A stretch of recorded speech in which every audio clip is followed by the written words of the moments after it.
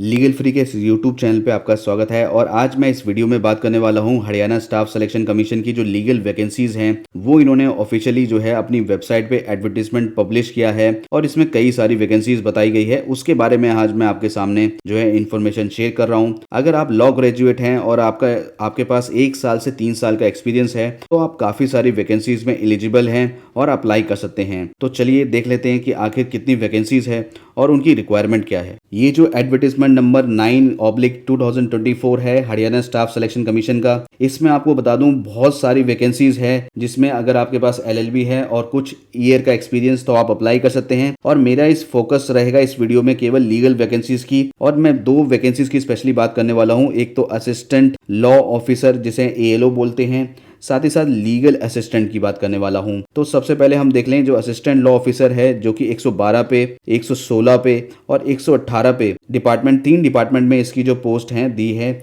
और इन तीनों में ही एक तो LLB डिग्री मांगी गई है। आप देख सकते हैं 112, 116 और 118 इन तीनों में LLB डिग्री मांगी गई है। साथ ही साथ 3 साल का एक्सपीरियंस मांगा गया है, यानी आपके पास एटलीस्ट 3 साल का एक्सपीरियंस होना चाहिए आफ्टर LLB डिग्री आपके पास जब मिल जाती है उसके बाद। और अब लीगल असिस्टेंट की बात कर लेते हैं। तो इसमें एक तो इन्होंने LLB की डिग्री मांगी है लेकिन साथ ही 1 ईयर का एक्सपीरियंस मांग लिया है। अगर जो लीगल असिस्टेंट की वैकेंसी है तो 113 पे है और उसी तरह से 117 में भी लीगल असिस्टेंट दिया गया है। इसमें भी LLB की डिग्री साथ ही साथ 1 ईयर एक्सपीरियंस, यानी आपको 1 साल का एक्सपीरियंस तो चाहिए अगर आप लीगल असिस्टेंट पे अप्लाई कर रहे हैं। तो चलिए आपको ये बात भी कर दूं क्लियर कि आखिर कितनी वैकेंसीज इसमें डिस्ट्रीब्यूट करी गई है। तो अब ALO की जो वैकेंसीज है बेसिकली उसमें टोटल जो है 7 वैकेंसी है और लीगल असिस्टेंट में जो है 4 वैकेंसीज है। अब हम ये भी देख लेते हैं आखिर एज क्राइटेरिया क्या रखा है। तो 18 to 42 ईयर्स है, ये बात ध्यान रखिएगा। तो चलिए बात कर लेते हैं कि आखिर आपको अप्लाई कैसे करना है। तो इसे ऑनलाइन अप्लाई करना है, मैंने डिस्क्रिप्शन बॉक्स में भी कमेंट बॉक्स में भी आपको मिल जाएगा।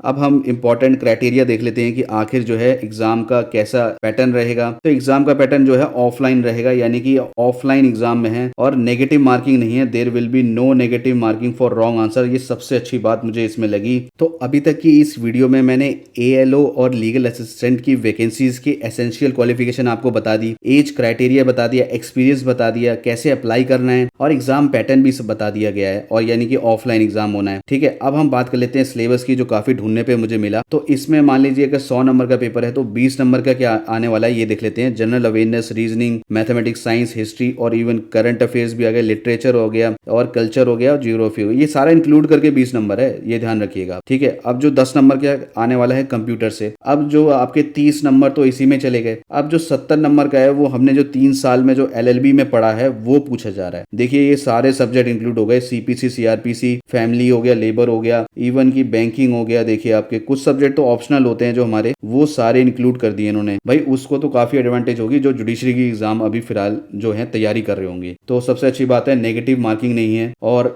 मैं ये भी बता देता हूँ आपको कि जो लास्ट डेट है वो है 15 अगस्त। ध्यान रखिएगा 15 अगस्त लास्ट डेट है। आपको ऑनलाइन अप्लाई करना है। ऑफिशियल वेबसाइट मैंने नीचे मेंशन कर दी है डिस्क्रिप्शन बॉक्स में। तो इस वीडियो में इतना ही, धन्यवाद।